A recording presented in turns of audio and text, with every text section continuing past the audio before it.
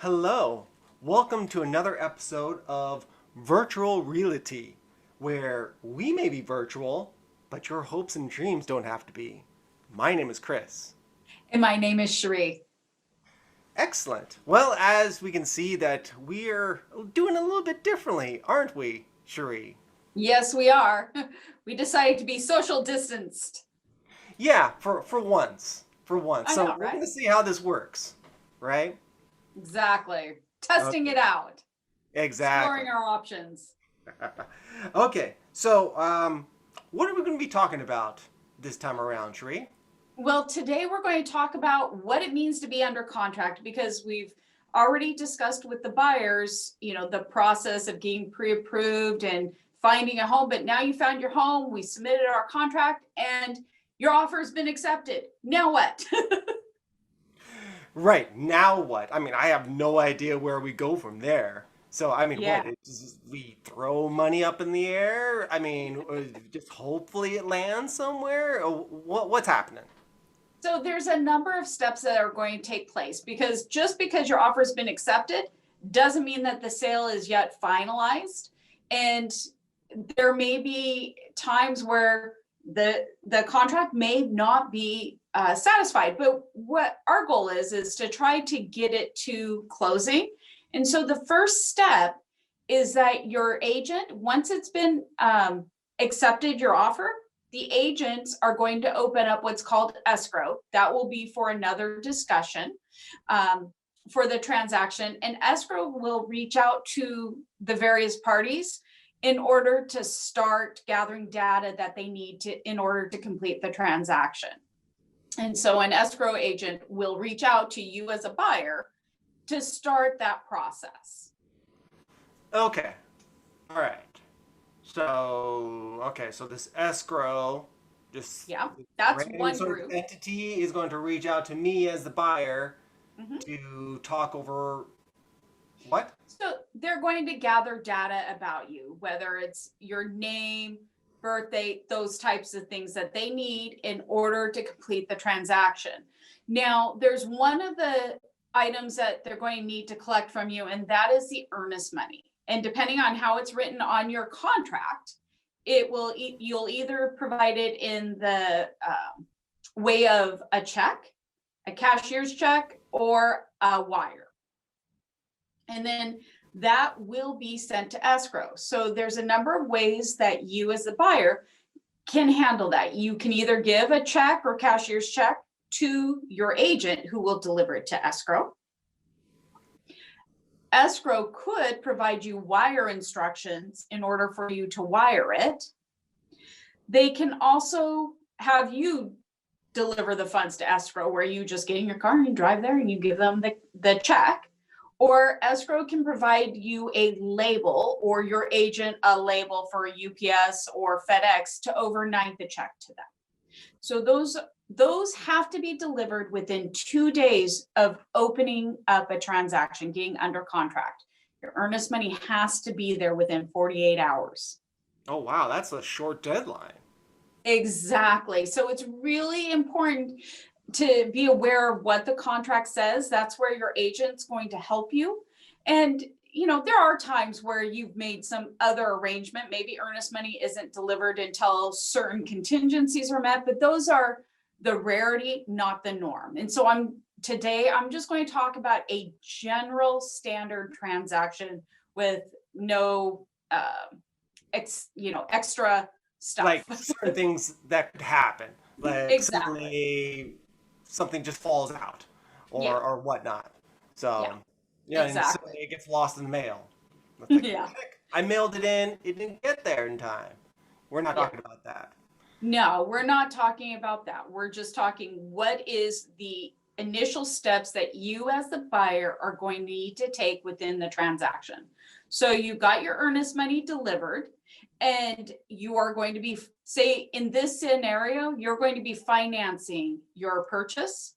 So your agent will also send a copy of your purchase and sale agreement to your lender because most likely you will have a loan contingency within your purchase and sale agreement. That's one of the addendas that may be included.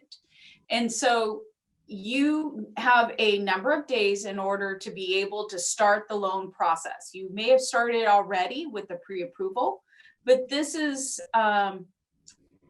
will attach it to the specific property, your loan.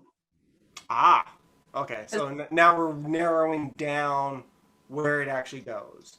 Exactly, because there's two parts of financing. One is you as an individual need to be able to qualify, but two, the property also needs to be able to qualify for financing. And there's various contingencies or parameters that will dictate whether or not that is going to occur.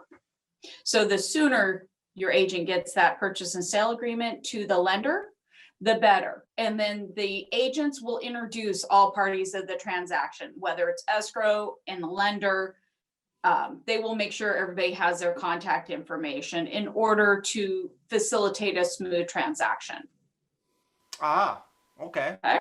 All right. Make it a lot easier on all parties involved, I imagine. Exactly. And this isn't something the buyer necessarily has to take care of. It's something your agents are going to take care of. But it's nice for the buyer to know what the steps are and who is going to do what. Because many times as agents, we get busy and we forget that it's new for the buyer.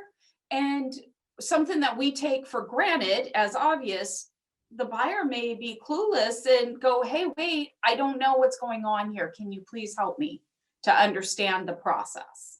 Right, right. They're like, look, what is happening here? It's like, I don't know. This is like my money's gone, and people are just running around telling me stuff or asking me stuff. What is happening? So it's kind of nice to know a little bit of the background part of it.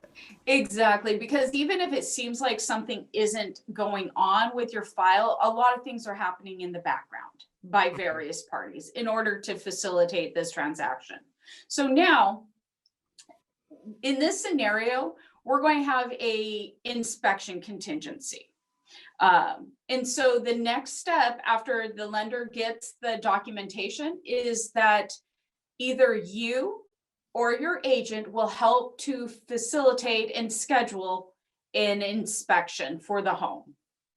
In this times that we're living in, many sellers are wanting people to waive the inspection contingency, and they're getting away with it. It's not necessarily a good practice, but even if you do choose to waive it, you can still get an inspection for your own personal information to know what's going on with the house, which as a realtor, I would highly recommend that you get it, because it can look all nice and shiny on the outside, but it may have wiring problems. It may have electrical problem or plumbing problems.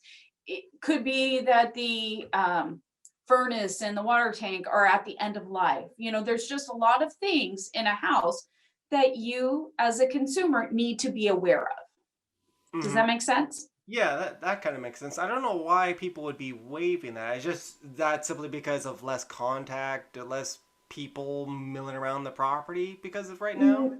No, it's that they can get away with it. The sellers, maybe they feel like they're not going to do anything and they want the contract to stick. So if they waive the inspection contingency, it's just one less way for the buyer to back out of the contract. So they're trying to kind of lock them in a little bit more in Exactly. that sort of way. It's like, However, okay, there's nothing wrong. There's nothing wrong. It's fine. exactly. It's fine. Just like holding up the building while it's like almost about ready to fall over. Yeah, I got you. Right. But as a buyer, I'm going to let you know that if you choose to waive your inspection and you go back and find, after you lived in it for a month or whatever, and you find A, B, C, and D wrong with it, and you're upset because it was not disclosed by the seller, and you want to sue for recourse on this, guess what? The courts are going to say you're out of luck because you didn't do your due diligence and look into this and order inspection. And many times this can be found on inspections. Right. Right. So legally, I would highly recommend it. But there are times that if you really want it, you may choose to waive it. But with this inspection, you do want to get it scheduled, whether you or the agent. Now, the buyer can choose to be there or not be there. However, they will have to pay the inspector either prior or at the time of the inspection. And they will get a report, generally speaking, within 24 hours of the inspection with an itemized list of what the inspector found. Your agent, however, has to be there the entire time of the inspection. Oh, okay. Okay, so there's at least someone involved with the party that has to be there along with the inspector. Exactly. Someone has to be looking over his shoulder. Yeah, exactly. And so, we know it's a busy time, it's COVID, lots of things. So that's where the agent will be educating the buyer as to what is necessary for them to participate in and what they can make a choice of.